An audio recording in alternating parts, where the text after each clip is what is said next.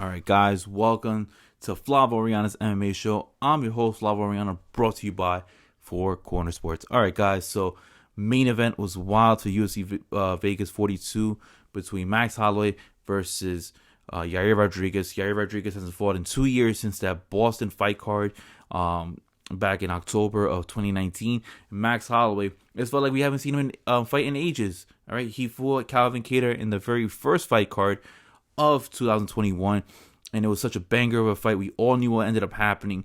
That was in the Abu Dhabi card, and Max was just, avoiding punches in that fifth round, screaming, "I'm the best boxer in the world! I'm the best! I'm the best boxer in the world!" Yelling at Daniel Cormier.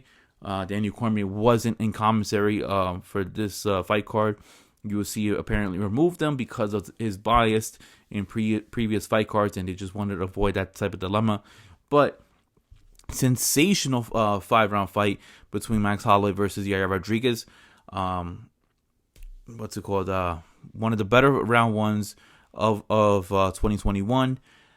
Round one, yeah, I could put him easy, maybe in the top 5 category of rounds that we had. I mean, Michael Chandler versus Justin Gaethje looks like it takes the cake for round of the year, but Yair Rodriguez versus Max Holloway is definitely up there inside the top 5. Yair Rodriguez ends up winning round 1 in a very close round. Ended up landing 59 strikes out of, I believe, Yair ended up throwing maybe like 120 strikes, which landed significantly damage on Max, attacking the lead leg, which I'm definitely am seeing that is something that a lot of fighters that are going to be start doing more often as Max Holloway, starts to fight more and more and more, because of the fact that Alexander Volkanovski put out the blueprint in the 2 fights that he had with Max Holloway. We saw that he was attacking the legs in those 2 fights, and we saw Kattar try doing it, but he wasn't doing it enough, and he wasn't very successful with it because Max was able to, make changes on the fly. And we saw Yair becoming very dependable on hitting those calf kicks, especially on the lead leg of Max Holloway. Now, unfortunately, it just wasn't successful for Yair Rodriguez because Max was making adjustments. He definitely showed a very grim poker face because he ate, I would say, close to 40 calf kicks, especially in that front right leg of Max Holloway. And left leg of Max Holloway. But what a great round 1. We saw the up kicks. We saw the fighting at distance for Yair Rodriguez. We saw Yair trying to utilize his game plan on trying to attack you from the outside, ends up hitting you with punches on the inside. Just crazy amount of exchanges. But Yair ended up taking round 1. But Max ended up coming into round 2, utilizing his ground game. He ended up picking you apart using a lot of body punches, body kicks. Yair was moving his head, and for the most part, in directions on where Max was landing the cleaner of shots in round 2. Round 2 was a clear, significant of a matter of Max winning. Max ends up winning round 2. Round 3, it goes. Max is just, using more volume, more punches, attacking more of the body, ends up landing a flying knee into the chest cavity of Yair Rodriguez, where Yair Rodriguez ends up getting the gas out of him, taking the wind out of him. And Max Holloway was just on an onslaught of fury with throwing punches in different angles where Yair was able to block it. Yair ends up, taking a lot of punches to the chin, which is something that I just didn't see that happening. We saw him fight Korean Zombie, and we saw that, Korean Zombie was winning the fight up until the very last second, where Yair ends up throwing that up elbow and wins the fight.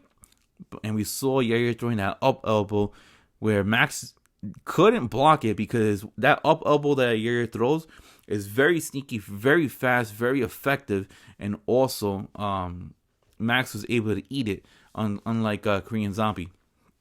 But Max is a tough guy. He's a very tough guy, and he's very durable. We've seen him fight these type of style fights before. We've seen him when he fought Jose Aldo twice. We've seen him when he fought Brian Ortega, which he dominated. Calvin Kattar, he dominated. Volkanovski. I mean, the guy is very, very durable. He can eat a punch.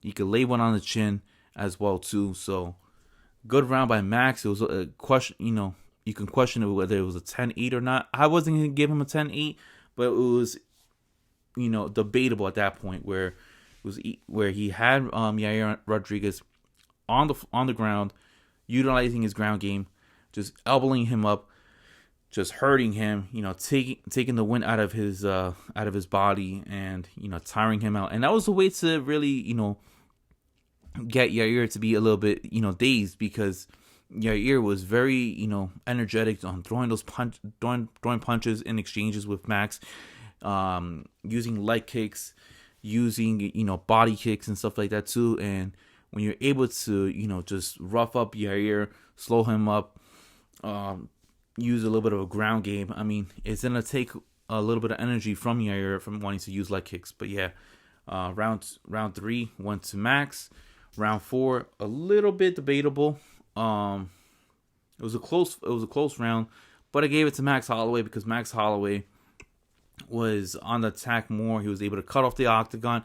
He was able to apply pressure, throw more of those punches, throw more of those exchanges where he was able to land the more significant strikes. And Yair was on the floor again too. Plus, what's it called? Max did get cut up a little bit by Yair Rodriguez, but it really didn't faze him because going into round 5, Yair's corner ended up telling him to, cancel the game plan on the leg kicks because it really wasn't doing anything. Because at that point, after eating 40 calf kicks by Yair Rodriguez, Max Holloway was already knowing that he was already going into the 5th round, winning the fight. So Yair needed a finish.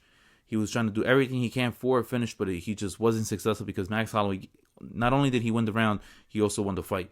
And he won the fight because he wasn't coasting. He was, applying pressure. And that's the thing with Max Holloway. You know that he's going to apply pressure. He's not going to coast with you, and he's going to make you earn every single exchange you can, whether you're going to win the exchange or lose the exchange. And Yair Rodriguez, after coming off of a 2-year layoff, I got to say, looked a lot better than I expected because his last win was against Jeremy Stephens, and Jeremy Stephens at that time was inside the top 10, if not the top 5. Now, Jeremy Stephens is out of the top 15, and he might be like a top 30 type of featherweight. I mean, he's also now competing at lightweight, so I'm not sure if he's flip-flopping back and forth, but he lost to Mateusz Gamrot. But yeah, guys, what's next for Yair Rodriguez? Now, Yair Rodriguez has options. People are going to say, him versus Brian Ortega. I personally don't think that he's going to fight Brian Ortega because of that Mexican culture. I don't think that them two are going to clash with one another. I honestly do think that there's a greater possibility now that he might fight Giga Chikadze. That's a fight that I guess fans are going to want to see because both are kickboxers. I believe Giga was a K1 champion in kickboxing. And Yair Rodriguez, we already know his background. This guy can knock you out from different angles. He'll do like a standing kick, a flying knee or anything like that. This guy's phenomenal with his kicking game. That's a fight that we might be able to see. Also, Arnold Allen, he's another one. But we got to play into the fact that look, when he was having that interview with Michael Bisping, that foot looked like it was broken. It was swollen, all right? That right foot might need some time to heal. So that's something that I feel like, maybe the Giga fight might not happen. Only because the foot might appear to be broken. And if that's the case, I think the Arnold Allen fight makes all the sense in the world. Moving on to Max Holloway. Max Holloway wins the fight, but there's options for him. All right, the options are he could fight Alexander Volkanovski in the trilogy, which makes all the sense in the world, and he's the number 1 contender. Or there's been him teasing of fights moving up to lightweight, and one of the fighters that he's been teasing on wanting to fight is Conor McGregor. Conor McGregor has fought Max Holloway in the past, but this is before Max Holloway was on the road that he was on in featherweight. I believe that was like Max's 2nd fight or 3rd fight in the UFC, and Conor ends up winning by unanimous decision, going all 3 rounds against Max Holloway, a very young Max Holloway. If it's not Conor, if it's not Alexander Volkanovski, another fight that I do believe that they can definitely make is Michael Chandler versus Max Holloway. Reason why I say that, I believe in Michael Chandler's career, yes, he's already lost to Justin Gaethje and Charles Oliveira.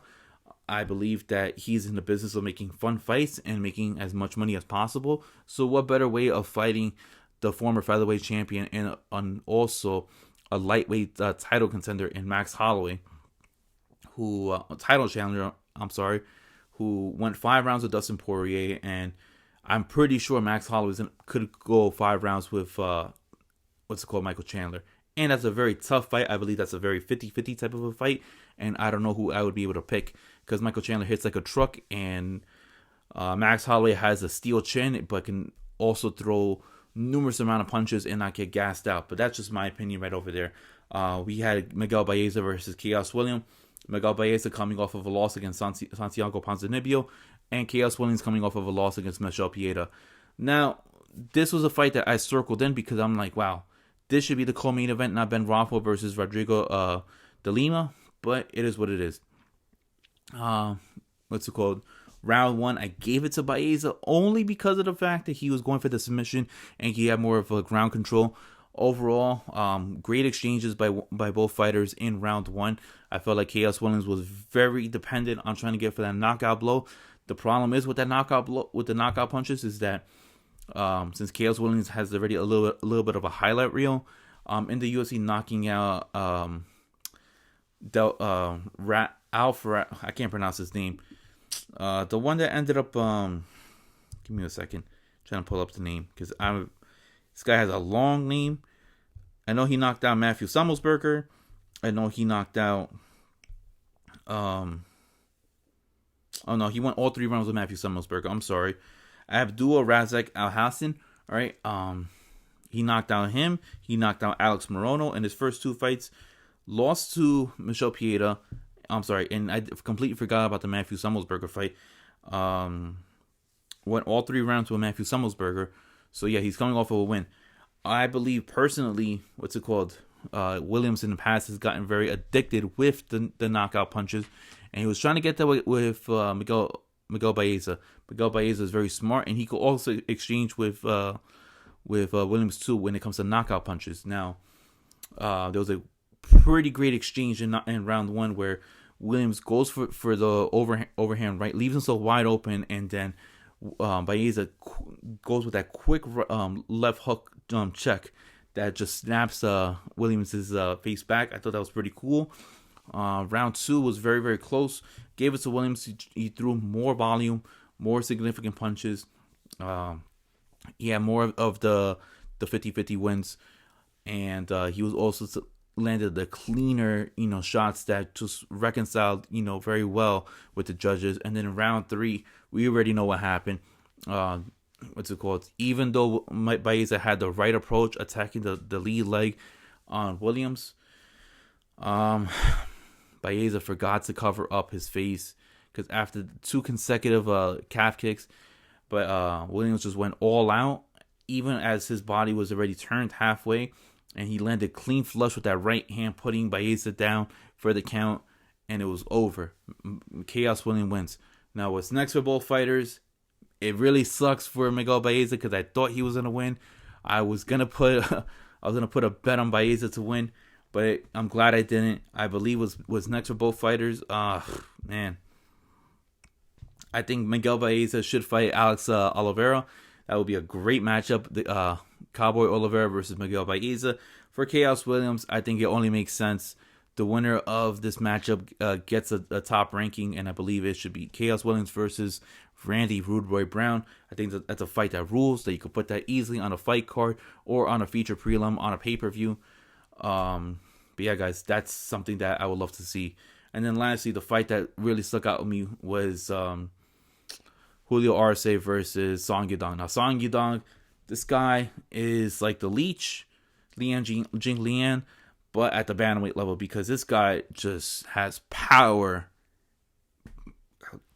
I think this guy might have one of the hardest punches at the bantamweight level that I've seen in quite some time, because this guy's phenomenal. This guy has, great punching power. Round 1, he was just, attacking Julio Arce, who Julio Arce, trains out here in Bayside, Queens. And, geez, man, Song has power that, I didn't expect him to have. Now, where was his power when he fought Marlon Chito Vera? Which, where was his power when he ended up fighting all these other fighters? I mean, man, guys, I think Song is just getting better and better while he's at Team Alpha, man. Trained by, Trained by Uriah Faber. Now, this guy is looking great. He's looking phenomenal. He's looking crisp. He's looking fast. And he ends up putting Julio Arce out in the second round to sleep. This guy's going to be a huge problem. I think he's getting better and better after each fight. I think Julio Arce, he's a great, fighter at bantamweight. I just think that he just had a tough task ahead of him against Song Yadong, because Song Yadong, I think, is going to only get, better and better. I think he has the ability to fight for a title within the next 2 years. I mean, I can only imagine a fight between him versus Peter Yan, or Piotr Yan, because that fight would rule. But Song Yadong has all the talent level in the world to fight for a belt. This guy's phenomenal at bantamweight. I mean, I can't imagine too many people beating him. I don't see Dominic Cruz. I don't see Sean O'Malley. I don't see Pedro Munoz. Maybe Jose Aldo. Frankie Edgar would get easily hurt, and that's the guy that I recommended. I recommended for Frankie Edgar versus Song Yadong. As for Julio Arce, what's next? I think he should just fight Casey Kenny. That's a fight that both fighters are gonna need to have a victory to restart their path to getting inside the top 15. But guys, great fights overall. UFC Vegas 42 definitely lived up to the hype. And moving on, UFC Vegas 43, we're going to have Miesha Tate versus Ketlin Vieira. Great fight at the women's bantamweight division. What's going to happen next? I think the winner of that fight, gets a top 3 opponent inside of the women's bantamweight division, and just one fight away for fighting for the belt. Until then, guys, I am Flavo Ariana. Thank you for tuning in for UFC Vegas 42's recap show. Till then, I'll see you guys later, and please hit that like and subscribe button. All right, see you guys. Have a good one.